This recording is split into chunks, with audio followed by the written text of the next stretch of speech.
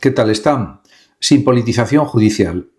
Es evidente que la independencia judicial constituye uno de los pilares fundamentales del Estado de Derecho y de cualquier sistema democrático sólido. Este principio asegura que los jueces y magistrados puedan ejercer sus funciones con autonomía, sin estar sometidos a presiones externas de carácter político, social, económico, etc.,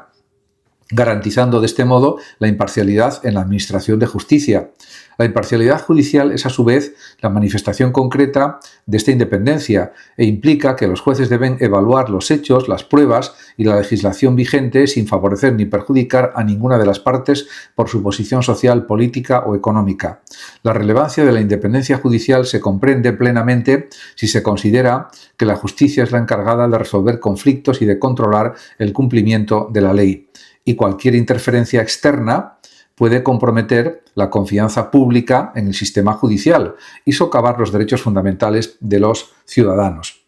Además de esto, desde una perspectiva teórica, la independencia judicial puede analizarse en varias dimensiones: formal, funcional y estructural. La independencia formal se refiere a la garantía legal de que los jueces pueden desempeñar sus funciones sin sufrir interferencias de poderes externos, fundamentalmente poderes políticos. Esto incluye la estabilidad en el cargo, la protección frente a destituciones arbitrarias y el derecho a actuar sin temor a represalias. La independencia funcional implica que los jueces pueden decidir sobre los asuntos que se les someten de manera objetiva,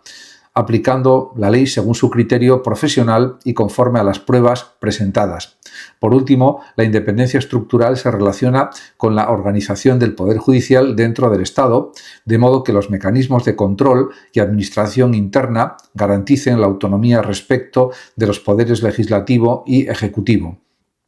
Estas tres dimensiones interactúan entre sí para formar un sistema de garantías que protege la imparcialidad y la neutralidad de los órganos judiciales. Además de esto, la imparcialidad de la justicia se sustenta en varios principios esenciales. En primer lugar, el principio de legalidad, que establece que los jueces deben aplicar la ley de manera estricta, interpretando las normas vigentes y no creando legislaciones ad hoc según intereses particulares, sean políticos, sociales, económicos, etc. Este principio asegura que la justicia no se adapte a deseos individuales ni a deseos políticos, sino que se base en criterios objetivos y preestablecidos. En segundo lugar, el principio de igualdad ante la ley exige que todos los ciudadanos, independientemente de su posición social, económica o política, reciban el mismo trato jurídico. Ninguna persona puede ser privilegiada ni discriminada en función de su estatus, de manera que los juicios deben desarrollarse bajo las mismas reglas y estándares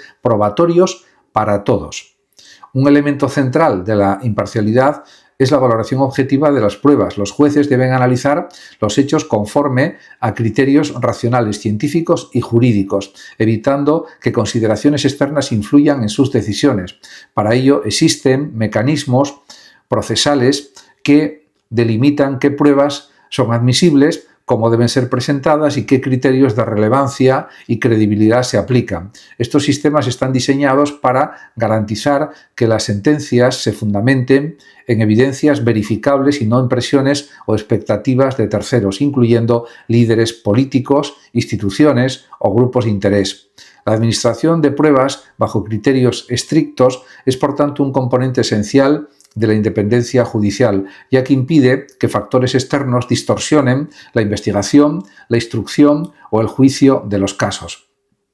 Además, hay que decir que la independencia judicial también se refuerza mediante sistemas de selección, nombramiento y promoción de jueces que priorizan la competencia profesional y la integridad ética sobre afinidades políticas. Muchos sistemas jurídicos establecen concursos, evaluaciones objetivas y consejos judiciales autónomos que supervisan la carrera de los jueces, evitando de esta manera que su posición dependa de la voluntad de gobernantes o legisladores. Asimismo, los sistemas de remuneración y estabilidad en el cargo buscan eliminar incentivos que puedan comprometer la imparcialidad, garantizando de este modo que los jueces puedan tomar decisiones ajustadas únicamente a la ley y a las pruebas disponibles. Y, en este sentido, otro de los mecanismos esenciales para asegurar la independencia y la imparcialidad es la existencia de normas procesales claras y rigurosas. Los códigos de procedimiento civil, penal y administrativo establecen reglas sobre cómo deben desarrollarse los juicios, los plazos, la presentación de pruebas, los derechos de defensa y las obligaciones de los jueces. Estas normas actúan como un marco protector que limita la discrecionalidad arbitraria y asegura que todos los actores del proceso puedan operar en igualdad de condiciones. La transparencia de los procedimientos, la obligación de motivar las sentencias y la posibilidad de recurrir decisiones judiciales constituyen elementos adicionales que refuerzan, sin duda, la independencia y la confianza en la justicia. El principio de separación de poderes es inseparable también de la independencia judicial. La Constitución moderna de todos los países democráticos concibe el Poder Judicial como un órgano autónomo frente al Legislativo y el Ejecutivo, encargado de ejercer control sobre la legalidad de las acciones del Estado y de garantizar los derechos fundamentales. Esta separación previene contra la politización de la justicia, asegurando que los jueces no actúen como instrumentos de intereses partidistas ni que las decisiones judiciales sean manipuladas para proteger o perjudicar a determinados actores políticos. La independencia judicial es de este modo una condición indispensable para el equilibrio institucional y para la protección efectiva de la ciudadanía frente a posibles abusos de poder. Y, además de todo esto, la ética judicial desempeña un papel crítico en la protección de la imparcialidad. Los jueces deben actuar con integridad, objetividad y respeto a la ley, evitando conflictos de interés y cualquier conducta que pueda generar dudas sobre su neutralidad.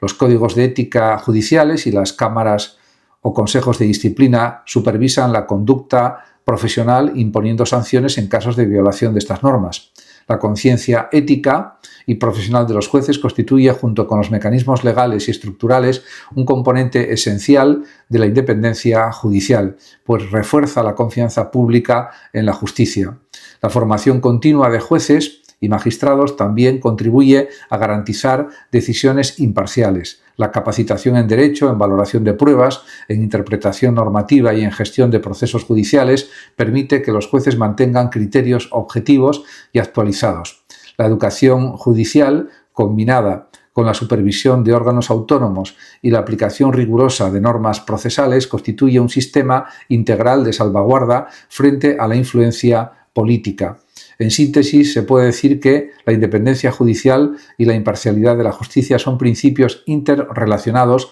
que se sustentan en garantías legales, estructurales, éticas y procedimentales. Los jueces deben aplicar la ley de manera objetiva, valorar las pruebas según criterios racionales y actuar sin someterse a presiones externas. La separación de poderes, los sistemas de nombramiento y promoción, los códigos de procedimiento y la ética judicial son instrumentos que aseguran que la justicia funcione como un poder autónomo, confiable y neutral. Garantizar la independencia judicial no es un lujo institucional, sino una necesidad fundamental para preservar la democracia, los derechos fundamentales y la confianza de la ciudadanía en el sistema legal. Sin estos principios, la justicia se vería comprometida y el Estado de Derecho perdería su base esencial. La imparcialidad judicial, entendida como la aplicación objetiva de la ley y la valoración justa de las pruebas, constituye el corazón de un sistema en el que todos los ciudadanos, desde el individuo común hasta los más altos cargos, reciben un trato igualitario y conforme a derecho, protegiendo así la legitimidad y eficacia de la justicia en toda sociedad democrática. En este sentido, hay que decir también que en el caso de España actualmente se está viviendo una presión sin precedentes a la justicia por parte del poder político. Y lo digo con todo el respeto para el ejercicio de la política por parte de los diputados y senadores de los distintos partidos políticos españoles. Pero lo que hay que decir también es que, respetando el derecho a discrepar, a discutir decisiones, etcétera, de los políticos, lo que es evidente es que cuando hay posibles actitudes irregulares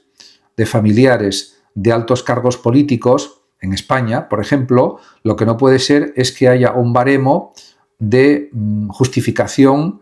diríamos, distinto para los familiares de determinados líderes políticos que para el resto de los ciudadanos. En ese sentido, partiendo de la presunción de inocencia, que es algo evidente, hay que respetar esa presunción de inocencia, eso es indiscutible. También, si hay pruebas contundentes de que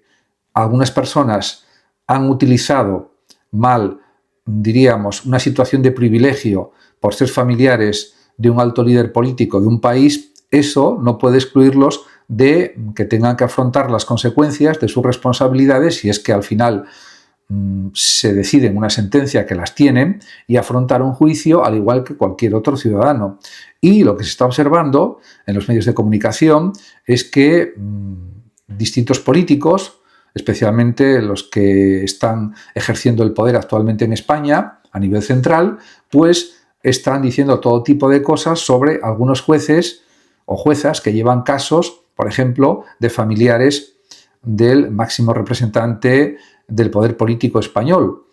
Y en ese sentido, pues es algo negativo para la justicia española y da una percepción de que hay personas que están por encima de la ley y por encima de las pruebas, porque claro, si resulta que las pruebas que hay de posible comisión de irregularidades o de delitos no son tales, porque no interesa, lógicamente, a un partido político que ningún familiar del máximo dirigente del partido político pues sea acusado de una actitud impropia o negativa o irregular o incluso delictiva, aunque sea de bajo nivel delictivo, vamos a suponer, eso no puede suponer que haya ataques a la imparcialidad del Poder Judicial. Hay que partir de que pues tiene que haber procesos judiciales, como ya se ha dicho que tiene que haber, y se verá al final si es culpable esa persona o si no lo es. Pero pretender decir que la verdad es si se declara inocente a esas personas simplemente porque es lo que se quiere conseguir, pues es realmente una muestra de manipulación de la verdad y de manipulación del Poder Judicial, a mi juicio, y lo digo con todo el respeto para los dirigentes políticos de cualquier partido. Y en ese sentido me parece algo muy negativo, porque se da a entender que da igual que existan pruebas muy claras y muy evidentes de que ha habido irregularidades, porque eso se quiere negar también, porque sería una forma de evitar que haya un desprestigio político para ese partido y que por tanto pueda perder muchísimos votos en las elecciones o muchos votos en las elecciones, da igual. En ese aspecto tampoco digo que el propio partido político tenga que ponerse en contra de las personas que van a ser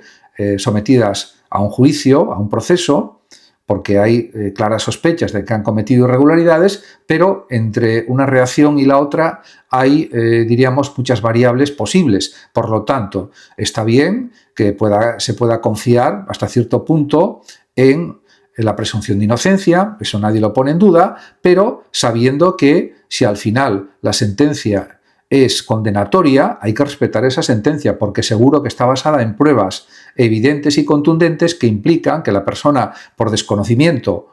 o por otras causas, ha cometido una serie de irregularidades y por lo tanto tiene que asumir las consecuencias,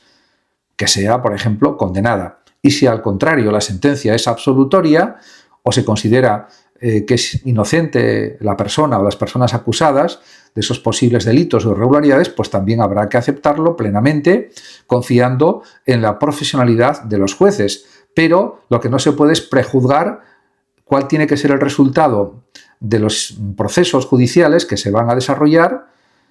ya diciendo de antemano que si al final son declarados inocentes, es que eso tenía que ser así de todas formas, independientemente de las pruebas que haya acumuladas y del proceso que se haya realizado, el proceso judicial, y también de la instrucción del sumario. Y, por supuesto, también de los testimonios, testigos, etcétera, etcétera, y de las pruebas acumuladas. Eso no puede ser nunca en ningún país que considere que la ley debe estar por encima de todo, por encima del prestigio político, por encima del poder político,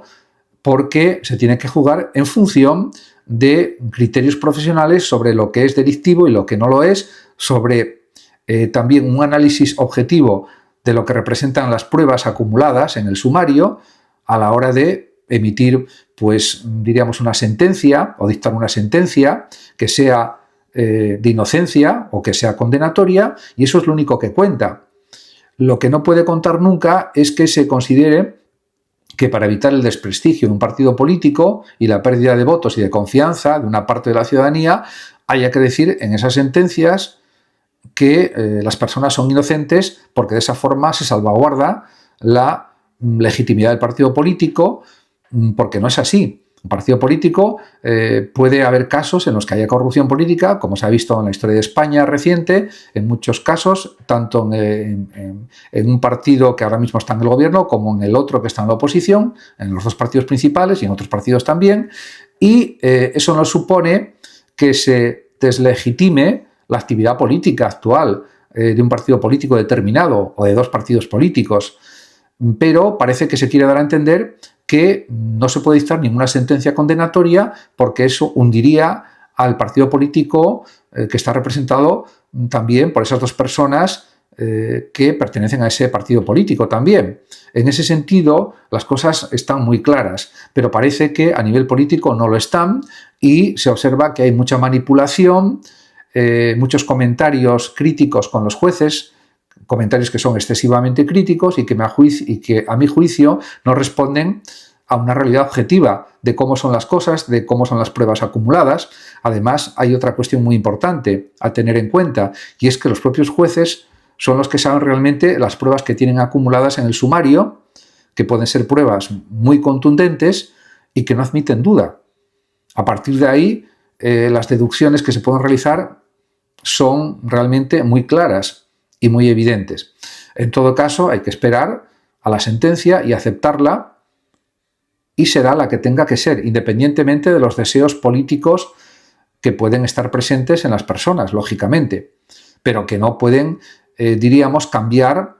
la decisión, bien sea de un jurado popular o bien sea de los jueces, si hay condena, que delimiten hasta qué punto pues, esa condena puede delimitarse